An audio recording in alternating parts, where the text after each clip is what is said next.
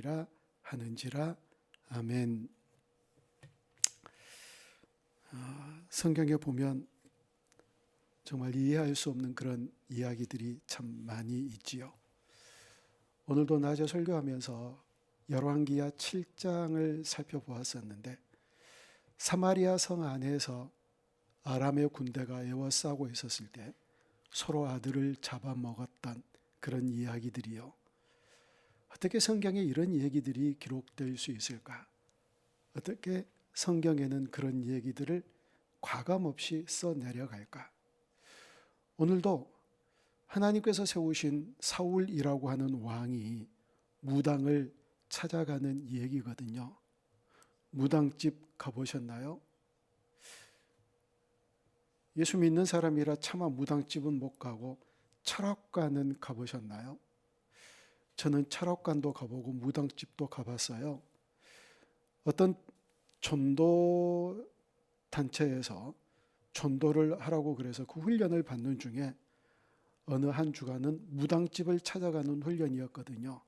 그래서 철학관도 가보았고 무당집도 가보았어요. 그분들하고 했던 얘기가 생각이 나요. 무당집에 가서 그런 얘기를 했어요. 그 무당에게, 당신의 자녀들에게 이 가업을 물려줄 용의가 있습니까? 화를 너무 내더라고요. 물려줄 용의가 없다는 거지요. 그럼에도 불구하고 그들은 그 일을 하고 있어요. 오늘 본문에도 그와 같은 이야기가 나오는데, 먼저 여러분 지난주에 우리가 살펴봤던 얘기가 있었죠. 다윗이 마지막 도피처로 블레셋으로 도망가요. 가드 왕 아기스에게로 도망가지요. 이 도망간 현실은 다윗에게 어떤 의미에서 일생일대의 위기일 수 있거든요. 왜냐하면 이 블레셋 왕 아기스가 다윗을 완전히 자기 편으로 만들 생각을 했었으니까요. 그런데 하나님께서 그 지혜를 다윗에게 허락하셔서 이스라엘 자기 조국을 향하여서는 대적자가 되지 않고 아기스에게는 안심시킬 수 있는 그런 지혜로 위기를 모면했던 얘기들을 함께 살펴보았어요. 그래서 그런 얘기들을 결론으로 나누었었지요. 하나님은 매사에 다윗 편을 들어주신다. 하나님은 언제든지 다윗을 지지하는 분이셨다. 하나님이 다윗을 지지한다. 누군가에게 지지를 받는다. 근데 그분이 하나님이시다. 이건 정말 놀라운 일이잖아요. 우리도 그렇게 하나님께 지지를 받는 그런 인생 되면 얼마나 좋을까요? 그렇게 한 걸음 한 걸음 주님 앞에 순종하고 영으로 깨어 있어서 하나님 품 안에서 살며 하나님의 전폭적인 지지를 받으며 살아가는 저와 여러분들이 꼭 될 수 있기를 축복합니다. 여러분, 오늘 28장을 열면 블레셋이 이스라엘과 전쟁을 하기 위해서 진을 쳐요. 그런데 아기스가 갑자기 다윗에게 이렇게 요구를 해요. 너 지금 우리가 이스라엘과 전쟁을 하려고 그러는데 우리 편에 서라. 그래서 우리와 함께 이스라엘과 전쟁하자. 이 얼마나 놀라운 일이에요. 다윗은 장차 이스라엘의 왕이 될 사람이거든요. 어떻게 자기 조국과 자기 목숨 하나 살자고 거기서 이스라엘과 전쟁을 하나요? 만약에 그렇게 되어버리면 다윗은 끝장이 나는 거예요. 그런데 이 얘기를 하고 난 다음에 갑자기 장면이 사울에게로 바뀌어요. 사울이 블레셋이 이스라엘과 전쟁을 하기 위해서 진을 치니까 사울이 두려움에 빠졌다라고 그렇게 얘기를 해요. 사울이 두려움에 빠져서 신접한 여인을 찾아 사무엘을 만나려고 하는 얘기가 오늘 28장 그 뒤에 나오는 본문 이야기예요. 아니, 지금 28장이에요. 근데 사무엘은 25장에 이미 죽거든요. 근데 25장을 보면 사무엘이 죽으면서 사울이 했던 일이 있어요. 그건 뭐냐면 무당과 신접한 여인들을 자기 나라에서 다 쫓아낸 거예요. 잘한 일이죠. 그렇게 다 쫓아냈는데 지금 그 신접한 여인, 자기가 쫓아낸 그 신접한 여인을 찾아가서 부탁을 하는 그런 얘기예요. 왜 그렇게 찾아갔을까요? 자, 오늘 본문 6절을 보면 이렇게 써져 있어요. 사울이 여호와께 묻자오되 여호와께서 꿈으로도 우림으로도 선지자로도 그에게 대답하지 아니하심으로. 사울이 지금 블레셋과 전쟁을 앞두고 너무 다급해서 하나님을 찾는데 하나님이 도통 말씀해 주시지 않는 거예요. 어떤 방편으로도 얘기해 주시지 않자 사울이 더욱 두려움에 빠진 겁니다. 여러분, 하나님은 이미 사울을 버리셨어요. 사울과 소통을 이미 끝내셨어요. 왜냐하면 말을 들어야지요. 아니, 소통하면 그 말을 듣고 순종하는 자리까지 나아가잖아요. 근데 도통 말을 듣지 않아요. 말을 듣지 않는데 어떻게 소통하고 어떻게 얘기를 하고 그러겠어요? 그래서 하나님께서 사울과 소통을 끊으셨거든요. 그런데 사실 하나님은 사울이 신접한 여인과 무당을 쫓아낸 이유가 율법 때문에 그랬어요. 자, 신명기 18장 9절부터 11절을 보면 이렇게 써져 있습니다. 내 하나님 여호와께서 네게 주시는 땅에 들어가거든 너는 그 민족들의 가증한 행위를 본받지 말 것이니 그의 아들이나 딸을 불 가운데로 지나게 하는 자나 점쟁이나 기륭을 말하는 자나 요술하는 자나 무당이나 진언자나 신접자나 박수나 초혼자를 너희 가운데 용납하지 말라. 이런 말씀을 하나님께서 주셨기 때문에 그 말씀이 갑자기 생각났나 보지요. 사무엘이 죽자 사울이 모든 무당들과 신접한 자를 쫓아내놓고 또 다급하니까 이 신접한 여인을 찾아온 이 얘기입니다. 자, 그리고 이 여인에게 찾아가서 사무엘을 불러달라고 그렇게 부탁을 해요. 그러자 이 신접한 여인이 본문 19절에서 이렇게 얘기를 합니다. 여인이 그에게 이르되 내가 사울이 행한 일 곧 그가 신접한 자와 박수를 이 땅에서 멸절시켰음을 아나니 내가 어찌하여 내 생명에 올무를 놓아 나를 죽게 하려느냐 하는지라. 아멘. 그러니까 사울 앞에서 사울인 줄 모르고 사울이 했던 얘기를 지금 신접한 여인이 하는 거예요. 그러자 사울이 얘기합니다. 자, 뭐라고 얘기하는지 10절을 보면 사울이 여호와의 이름으로 그에게 맹세하여 이르되 여호와께서 살아계심을 두고 맹세하노니 네가 이 일로는 벌을 당하지 아니하리라 하니. 기막힐 노릇이죠. 저는 이 말씀을 보면서 두 가지가 생각이 났어요. 첫 번째는요, 아무리 급해도 하지 말아야 될 일이 있거든요. 아무리 급해도 하지 말아야 될. 자, 지금 어떤 상황이 펼쳐지고 있느냐면 하나님께서 신접한 자를 다 쫓아내고 그들과 소통하지 말라, 그들을 멀리하라고 얘기했는데 그 말씀에 순종하지 않으면서 하나님의 이름으로 맹세를 해요. 하나님의 말씀에 순종하지 않은 일을 하나님의 이름으로 맹세한다. 이런 일이 있다는 거예요. 자, 여러분, 우리는요, 하나님께서 왜 만드셨느냐? 인간을 만드신 제1 목적, 하나님을 영화롭게 하기 위해서 만드셨거든요. 영화롭게 해드려야 돼요. 거룩하신 하나님의 이름, 영광스러운 하나님의 일을 훼손하는 일이 없어야지요. 그런데 하나님을 믿는다고 하는 사람들이 하나님의 이름을 훼손해요. 하나님의 이름을 아무 데서나 사용해요. 그래서 하나님의 이름이 땅에 밟혀요. 사람들에게 조롱을 당해요. 사람들에게 손가락질 당하는 그런 일들을 하나님 믿는 사람들이 해요. 하나님을 믿는다고 하는 사람들이. 하나님을 영화롭게는 못할지언정 입이라도 닫고 있어야 되잖아요. 그런데 하나님의 이름을 거룩하게 하고 영광스럽게 해야 될 하나님의 백성들이 하나님의 이름을 땅에 떨어뜨리고 참혹하게 모욕당하고 조롱당하게 하는 일들이 얼마나 많은지 모르거든요. 이런 일들이 일어나요. 아무리 급해도, 아무리 내 주장을 사람들에게 알리고 싶어도, 아무리 자기의 신념이 강하더라도 하나님의 이름이 잘못해서 하나님을 믿는 사람들에 의해서 땅에 떨어지게 하면 안 된다는 거예요. 근데 사울이 지금 그런 일을 하고 있거든요. 두 번째는요, 여러분, 영적 감각이 죽어 있으면 사울과 같이 이런 일들을 행하게 돼요. 자, 영적인 감각이 우리에게 깨어 있나요? 아니면 죽어 있나요? 가끔씩이요, 나도 모르게 죽어 있을 때가 있어요. 저도 그런 일들을 경험할 때가 있거든요. 이건 죽었지, 이건 죽은 거지. 우리의 영적인 감각은 깨어 있나요? 죽어 있나요? 아니면 얼마만큼 예민해 있나요? 영적인 감각이 죽어 있으면 하나님의 일이고 하나님의 마음이고 이런 것들에 대해서 전혀 생각하지 않는 그런 인생을 살아가게 되거든요. 이 사울은 급해서 하나님의 이름을 모욕해요.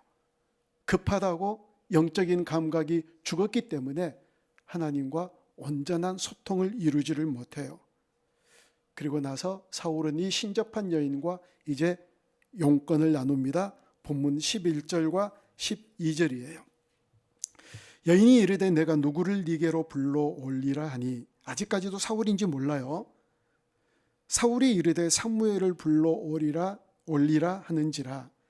여인이 사무엘을 보고 큰 소리로 외치며 사울에게 말하여 이르되 당신이 어찌하여 나를 속이셨나이까? 당신이 사울이시나이다. 아멘. 자, 여러분, 이 말씀을 우리가 잘 봐야 돼요. 사울이 지금 부탁해요. 신접한 여인에게 사무엘을 좀 올려달라. 그러니까 신접한 여인이 뭐 수리수리 마수리 사무엘이 올라와라. 그러니까 사무엘이 올라온 게 아니에요.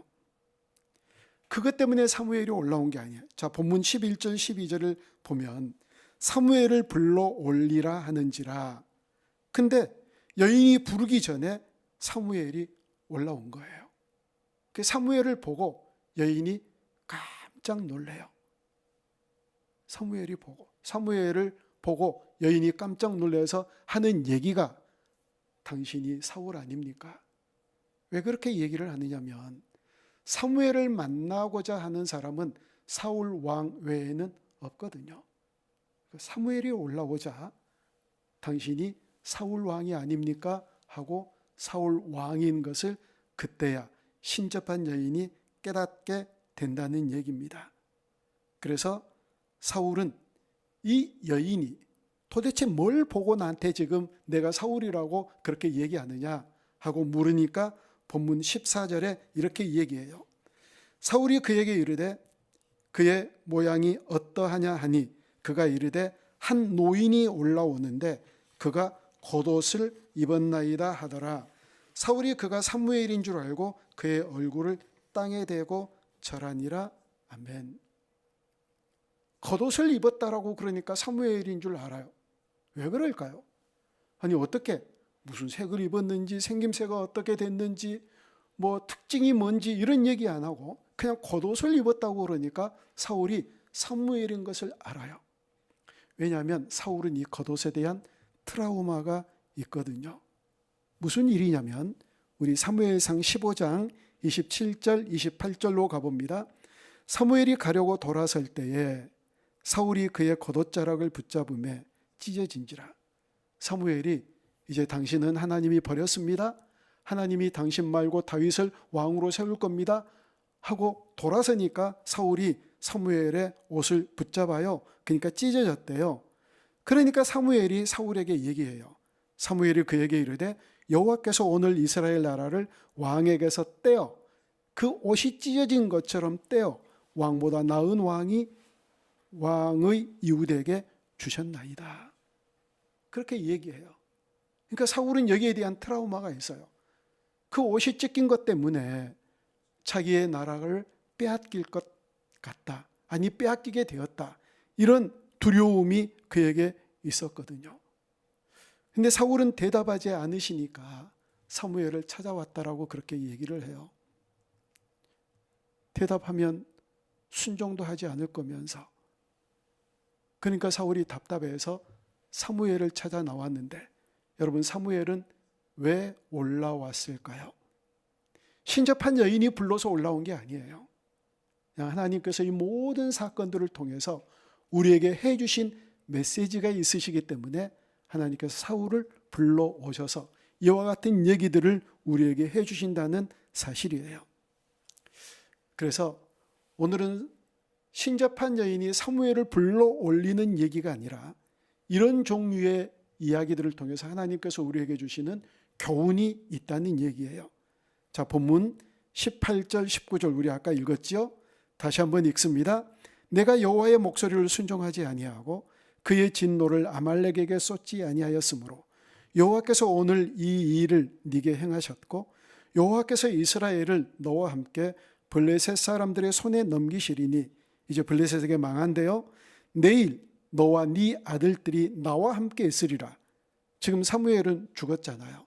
그러니까 너와 네 아들들이 내가 지금 죽음 가운데 있는 것처럼 나와 함께 있다. 그 너와 네 아들들이 죽게 될 거라고 얘기를 해요. 그리고 여호와께서 또 이스라엘 군대를 블레셋 사람들의 손에 넘기시리라 하는지라. 사무엘이 그렇게 얘기해요. 그리고 그대로 돼요. 블레셋과의 전쟁에서 사울과 아들들이 죽고 블레셋과의 전쟁에서 이스라엘은 패하고요. 여러분이 이 메시지를 통해서 우리에게 주시는 메시지가 뭘까요? 순종하지 않고 자기 멋대로 자기 마음대로 하나님의 말씀을 기다리지 않고 먼저 앞서서 행하였던 이 사울의 불순종을 꾸짖는 거예요. 그리고 너희들도 이와 같은 부분들에 대해서 조심하라고 얘기를 하는 겁니다. 여러분, 여행을 하다 보면 가이드들이 앞에서 깃발을 들고 인도를 하잖아요. 할머니들이 아주 좋은데 여행을 하고 왔대요. 그래서 여행을 하고 오면 자녀들이 묻는데요. 뭐 보고 오셨어요? 하고 물으면 노란 깃발 보고 왔다 그런데요. 하도 노란 깃발만 쫓아가니까 그 가이드를 놓쳐버리면 국제 미아가 돼버리니까 절대 이 깃발을 놓치지 말라고 강조하고 또 강조하니까 어디 구경한 건 없고 노란 깃발만 보고 왔다라고 그렇게 얘기를 해요. 그런데 여러분, 가이드와 함께 여행을 하면서 중요한 원칙 하나가 있어요. 가이드보다 앞서지 말자는 거예요. 제가 오늘 또 다른 교회에 가서 설교를 하고 왔는데 여러분, 이렇게 저를 안내하는 이 부목사님들이나 이런 분들이 이렇게 저를 안내하면서 이제 그분들은 그럴 것 같아요. 그러니까 이제 손님이니까 먼저 가시라고. 근데 제가 어딘 줄 알고 가요? 당신들이 앞서 가야 제가 따라가지요. 어느 쪽으로 가는지 또 어디로 가는지. 그래서 제가 앞장서세요 라고 그렇게 얘기를 해요. 또 여러분들도 아마 흔히 그럴 거예요. 집에 손님이 오셨어요? 그러면 문을 열고 들어가시라고 그래요. 먼저 들어가시라고. 그 먼저 들어오면 거기까지는 좋아요. 문을 열어줬으니까. 문이 딱 닫히면 집 주인이 앞서 가야 돼요. 근데 뒤에서 먼저 가래요. 그럼 어디로 가요? 작은 방으로 가요? 안방으로 가요? 거실로 가요? 가이드보다 앞서서는 안 되거든요. 어디로 갈 줄을 모르는 거예요. 우리가 정말 인도받아야 될 그런 장소가 아닐 수가 있는 거지요. 그러니까 하나님 말씀이 요구하는 대로, 하나님 말씀이 이끄는 대로 따라가는 그런 삶이 있어야 되는데 사울은 그 말씀 기다리지 않았어요. 지가 먼저 행하고 말씀 앞서 행하고 그러다가 망했거든요. 그래서 오늘 제목이 가이드보다 앞서지 말자는 거예요. 말씀보다 앞서지 말라는 거예요.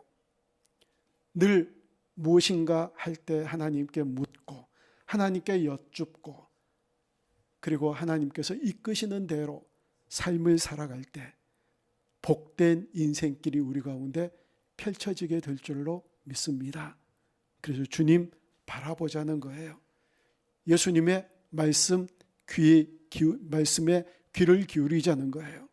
그래서 주님께서 말씀하시고 인도하시는 대로 따라갈 때 우리의 마음에 깊은 평안이 깃들고 날마다 그 길을 따라가며 승리하는 복된 인생이 되어질 줄로 믿습니다. 그런데 생각하는 대로 되던가요? 그래서 끊임없이 부단히 연습하는 거예요. 그래서 하루 마지막 시간을 지내고 잠자기 전에 오늘도 또 잘 못했군요. 내일은 더 잘할게요. 계속 연습하면서 주님보다 성령보다 말씀보다 앞서지 않는, 늘 겸손하게 말씀의 뒤를 따라 승리하는 복된 인생 되어줄 수 있기를 주님의 이름으로 축복합니다. 하나님,